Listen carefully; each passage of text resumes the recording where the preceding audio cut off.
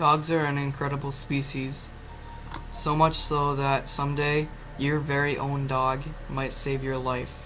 With that being said, we count down 5 stories of when dogs saved the day. I grew up in rural southern Mississippi a long time ago, long before cell phones. My stepfather had a job as a trucker for a short while and was off on a job. Mom and I were home alone together. Often during this time, he would be on the road. A 9 to 10-year-old girl and a slight woman, not even 5 feet tall. My mother and I were watching TV when our dog, Mandy, who was just sleeping on the floor, suddenly stood up and started growling. She went to the door and growled, then sort of woofed a little, not an actual loud bark, then went over to the window and started pacing rooms, growling and whimpering. She was just a mutt, not any kind of guard dog, and she never acted like this. My mother was instantly on alert. She said, "I'm going to get my gun, a .38 caliber pistol. You should turn off the lights in the kitchen and the dining room, and look out those windows and tell me if you see anything, and also stay low." I turned out the lights and then crawled over to the dining room windows, looked out. This side of the yard had a gas tank about 10 feet from the house and a giant oak tree about 10 feet to the left and past the gas tank. It was dark, but I saw a man kind of hunched over, like a cartoon character sneaking. He darted from behind the tree to duck down behind the gas tank. I called out to my mother, "He's behind the gas tank.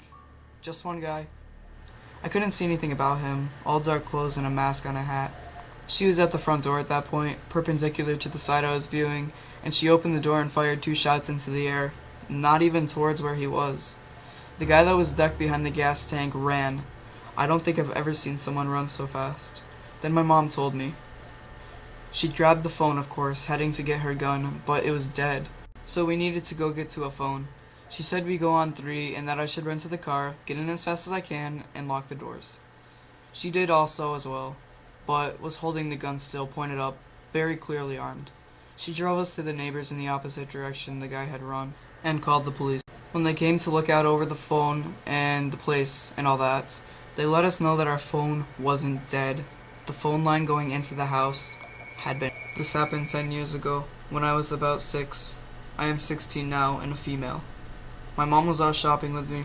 She had to get something really quick and I wasn't hot, so she locked the car, cracked the windows, and left me out with our German Shepherd. Bear was the sweetest dog ever. My ride until I was 2, and my protective cuddly pillow until I was 12. She was asleep in my lap when she suddenly sat straight up. That's when I realized that a man was near the car. The window was cracked enough that he could reach in. He put his hand in, trying to grab the lock and unlock my door. I guess I was sat at an angle where he could see me. Our windows were tinted, but the front windows you could see out of. He probably didn't see Bear until it was too late. Anyways, he put his hand in, and Bear, our sweet, loving dog, just bit him directly in the hand hard enough I think she broke a few fingers. He took his hand out and ran off. Bear then sat on me protectively and refused to budge until Mom got back. My mom flipped when I told her, hugged me, kissed me. We ended up stopping by Jack in the Box to get Bear some well-deserved hamburger patties. Bear passed away on Christmas Day 2012. She was the greatest dog ever and saved my life. This story actually happened to a family friend. I'll call her Jill. When Jill was around 10, she was walking her dog alone in the neighborhood. Some man came up to her and said, "I've lost my puppies. Can you help me find my puppies?" Immediately, the dog became visibly anxious, making a low growl at the man and baring his teeth. Now this dog is the most friendly golden retriever you can imagine and loves strangers. So Jill definitely knew right away that this guy was not to be trusted. Jill told the man, "Sure, just let me take my dog home first." She started walking away, then started getting more scared because the more he was following her. So she just broke out in a run and got out of there. When she got home, she immediately told her parents, and they called the cops. Later, the cops caught the guy and found out that he, in fact, had murdered and kidnapped multiple children before. When I was around 5 years old, my brother and I were sent to my aunt's place for the evening. The parents were going out for date night, and my aunt was to watch us overnight. The only issue was that pets weren't allowed in her apartment, and we had a cocker spaniel to worry about. My aunt agreed that we would just sneak her in at night since my dog was very well behaved. It was abnormally hot that evening and no AC unit was on, so we all slept in her bedroom with the window open. Around 2 a.m. we woke to the dog freaking out. We looked to the window to see a very large man halfway through. My aunt started screaming at him and he ran off.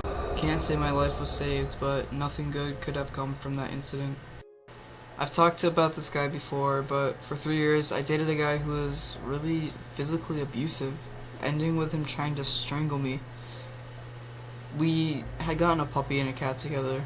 Well, 2 cats. He got one in the breakup. I took the other 2 reject animals because he didn't want them and I loved them. Over a year and a half later, my new boyfriend had dumped me and moved out of my condo, leaving me completely alone.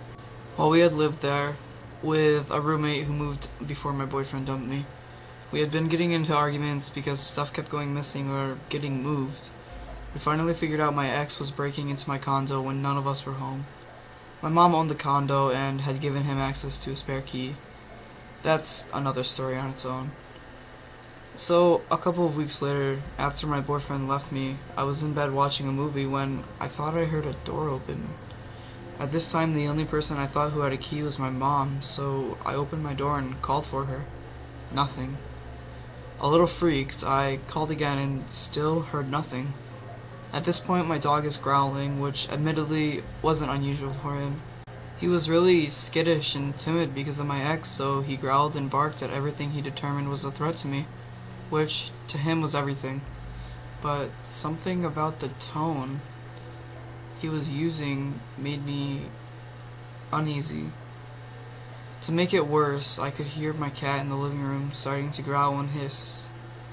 At this point, I was really nervous and realized I had left my phone in the kitchen. Right as I was feeling totally helpless, thinking I had an intruder, in about a half second, my dog had jumped off my bed, run out the door into the living area, and before I could get out there, I heard a man yelling and my dog shrieking and snapping. Turns out my ex had copies of the key and entered my apartment, and God knows what his plan was. He ran as soon as I ran to see what was up with my dog. I assume my dog got him pretty good because he left a fair amount of blood in my entryway. On the upside, he dropped the butterfly knife he had brought for the occasion, so I've got that now.